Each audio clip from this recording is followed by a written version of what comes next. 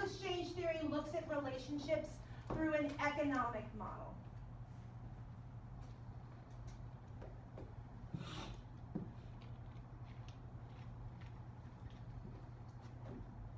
Social exchange theory looks at relationships through an economic model. How many of you have taken economics? A couple of you? You like it? No? It was all right. I like economics because it makes sense to me.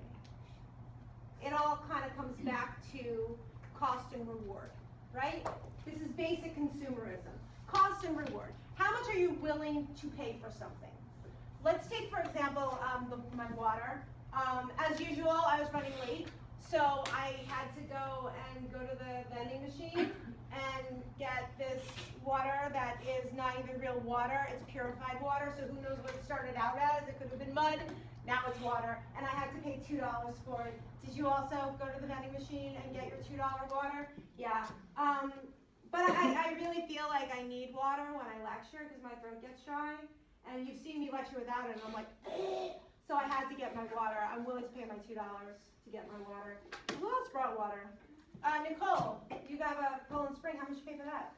I don't know. Bless you. It was from a pack in my fridge. A pack in your fridge. Did you buy the pack or? My husband did. What? My husband did. Your husband did. Okay. So let's say that you buy your pack of water. It's a 6-pack. It's $6. It's a good price. It's probably like, if you really do the math, 50 cents. That's why I'm always like, I don't want to buy water from the school. Of course, right? Who else? What kind of water do you have? Kirkland water. So you got that from Costco. Costco water is usually like about what, 12 cents? Right? That's a good price. Who else? I forget your name. Not Karen. What's your name? Jalen? Jalen. What? Acadia water. What? Acadia. Katie water. How much you pay for it? I don't know. It's a Stop and Shop brand. Did you buy it or did someone else buy it? My parents probably bought it. Your parents bought it, so it's free. Yeah. Yeah. That's a good price. Never move out of your parents' house. Free water.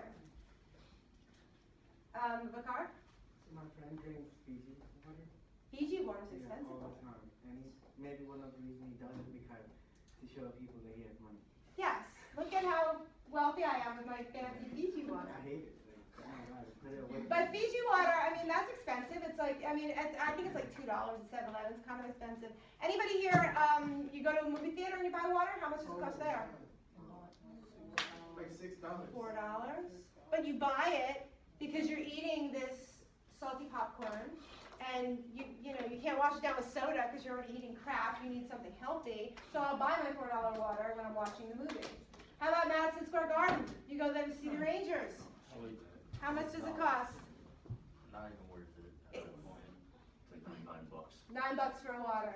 It's not worth it. Stadium too. Yep. And then what are they? Those festivals where they've got like 700 bands and it's 105 degrees. How much do you think they charge for a water? It's $12.50. $12.50. Anything they want. Why? So they need it. People need it. People need it. This is cost versus reward.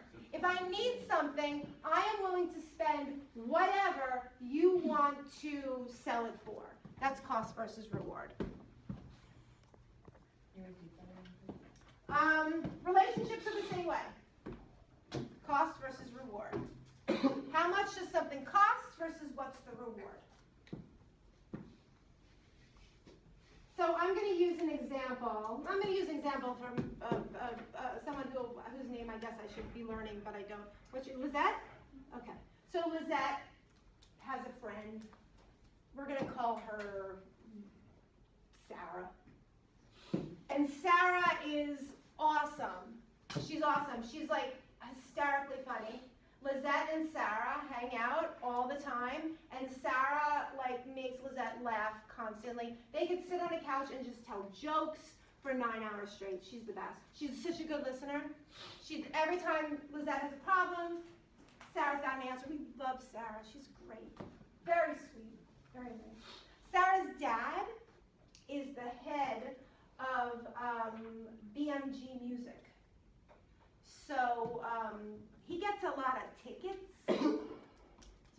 favorite performing group or musical artist? Well, they don't perform anymore. A Tribe Called Quest. Tribe Called Quest? All right. So Sarah calls Lizette and says, hey, Daddy got me tickets for this really private performance of a Tribe Called Quest.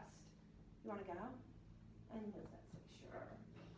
And she's like, hey, Daddy got backstage passes to Tribe Called Quest. Am I saying the name right? I don't know. And Lizette's like, yeah, I'll go. That's awesome. And then Sarah calls Lizette and says, hey, Daddy's having a dinner party. It's me and you and Daddy and a Tribe Called Quest. Do you want to go to the Emmys? Because I have these 2 tickets to the Emmys. And Lizette's like, sure. I have nothing to wear. And Sarah says, oh, and she opens up her magic closet and there's a football field size closet of like designer gowns and they're all in Lizette's size and she's like, take whatever you want. Donatella Versace already sent me my dress. Go have at it. And then she opens up her other closet and it's just shoes. Do you like shoes, Lizette? I love shoes. Yeah, there's like Louboutins and Manolo Blahniks and Chanel, and she says, whatever you want, just take. We like Sarah. Sarah's like, Lizette, I'm bored. Let's take Daddy's jet to the south of France, and we'll stay in the villa just for like a couple days. Who is this, Sarah? Yeah, I knew Yeah. that. So, Sarah's birthday rolls around, and she says to Lizette, Lizette, you know, Daddy got me this Jaguar, but the Bentley matches my eyes so much better. Here, you drive the Jaguar. We like Sarah? She loves someone. Love Sarah. She loves it. And by the way, keep in mind, Sarah's also funny. She's a good listener. She's sweet. Sarah's got one flaw. She's rich. Sarah likes to sleep with Lizette's boyfriend. Oh! So every time Lizette gets a new boyfriend, boom, Sarah sleeps with him. And then Lizette gets a new boyfriend, boom, Sarah sleeps with him again. She's got like a thing. She can't stop. What do you do? She can have the boyfriend. Sarah's not Nicole says she can have the boyfriend. Anybody else? Who else? The amount of stuff that she's giving you, is that big of a deal? Like, you got a brand new car, constantly, like, you got it, like, I'll be alright. Yes. I'll be alright.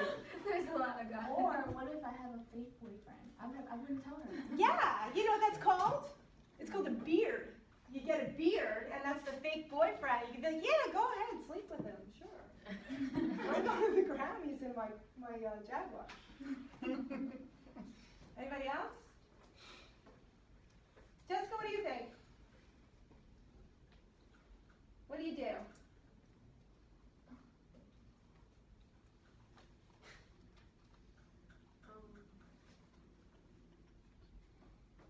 Her idea was pretty good. The decoy? Anybody else have any other ideas? I mean, maybe have a conversation with her. Like, if you're being serious, ask why she's doing that. Well, find out why. I mean, there's probably a myriad of reasons why, right? I've had a lot of answers to this question in classes. The last class that I did, they said you should start to date her brother, or her father, or her, or get a boyfriend you don't care about and just be like, all right, go ahead, you know, whatever, have at it. Or, you know, be comfortable with a threesome. They're not And then I've had in the past people who say, I don't really care what she's providing me, you're not allowed to sleep with my boyfriend. It's not gonna happen. Like, you could be giving me the world, which Sarah is, you can't sleep with my boyfriend, I have to draw the line there. And then I've had people that say, I would hit her with a Jaguar. So what happens with the social exchange theory, we don't really think about is, we have these relationships, and the relationships, all relationships, every single relationship in your life has a cost, right? That is, what are the bad points of the relationship? What are the issues that are occurring? What do I have to spend on it? Is it emotionally draining? Do I have to drive this person around? Do this person constantly not have money and I have to provide them dinner? And then there's a reward. Like this person is funny, this person is sweet, this person tells jokes. And in every relationship that we are a part of, we weigh the costs and the reward. And when the reward is more than the cost, then the relationship can sustain. When the cost is more than the reward, what do you think happens? Arguments. Arguments. The relationship ends, it dissolves. Because we do not feel that we are getting enough reward for the cost of the relationship. And the important part here is that each of us has a different value system. So whereas I might say, this is a cost, or what we call deal breakers. What do I mean by a deal breaker? Like when they do something you don't like. Sort of. How many people here would say, if they had a friend that they found out was sleeping with their significant other, would remain in that friendship? Raise your hand if you think you could stay friends with someone who slept with your significant other. We've got, you can be honest, we've got 3. Like, that could happen, yeah. And the rest of us were like, no. For the rest of us, that's a deal breaker. How about, you have a sister, Ricard? Yeah. Dennis, you have a sister? Yeah. What about your friend sleeps with your sister? Is that a deal breaker? No. You're okay with it? Nah, that's my sister. You got it. I mean, because my sister is 9, so I don't know. These are deal breakers. To some, by the way, to some. And that's my whole point of it.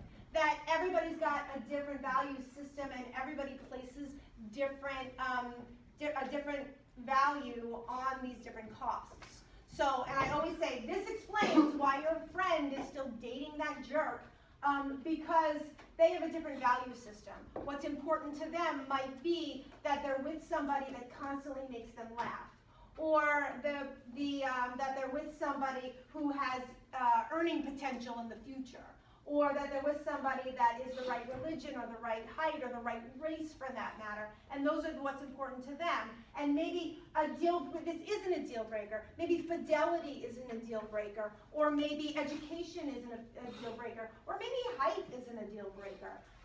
There are some women who won't date men who are under 6 foot. There are some men that won't date women who are not blonde. These are all deal breakers. Everybody's shaking their head. They might not be your deal breakers, but they're someone's. So the social exchange theory really looks at the value that we find individually. So not as a group so much, but individually, and how we are willing to take on those values to reap the rewards, whatever rewards we're given. That's the social exchange theory.